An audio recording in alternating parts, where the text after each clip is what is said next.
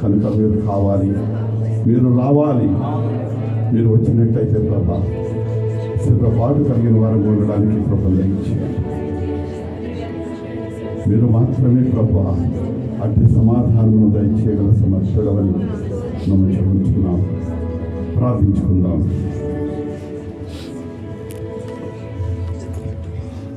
పరిశుద్ధుడా, ప్రేమ కలిగిన దేవా, కృప కలిగిన తండ్రి, మీకు వందనాలు, స్తోత్రాలు, స్తుతులు చెల్లిస్తూ ఉన్నాం. నీ కృపలో మమ్మల్ని అందరినీ భద్రపరిచి నీ పునరుద్ధాన దినములో నీ సన్నిధానములో చేరి నిన్ను స్తుతించుటకును, ఆరాధించుటకును, వైభవపరచుటకును నీవు మాకు ఇచ్చిన గొప్ప భాగ్యమును బట్టి, సమయమును బట్టి కోటాను కోట్ల వందనాలు, స్తోత్రాలు చెల్లిస్తున్నాం.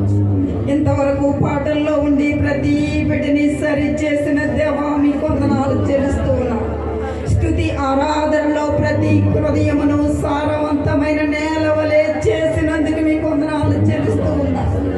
ఇదిగో వాక్య పరిచర్య కొరకు నీ సేవకుని నీవు సిద్ధపరిచి ఉంటుండగా దేవా, నీ సేవకుడి నోటిలో నుండి నాయన ఆత్మీయమన్న బయటికి వచ్చినప్పుడు ప్రతి హృదయము సారవంతమైన నేల వలె ఉండి ఆ విత్తనం ఆ హృదయములో ఫలించి దేవా 30 దంతులుగాను 60 దంతులుగాను 100 దంతులుగాను ఫలించుటకు సహాయము చేయమని అడుగుతున్నాను.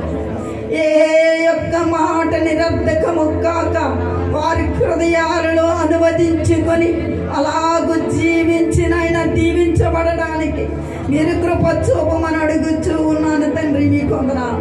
గొప్ప దేవా, ఏ ఒక్కరమే అనాలోచనగా నీ సన్నిధానములో ఉండక భయము కలిగి, భక్తి కలిగి, వణుకు కలిగి నీవు సన్నిధానములో మేము ఉండుటకును మీరు కృప చూపమని అడుగుచూ ఉన్నాం.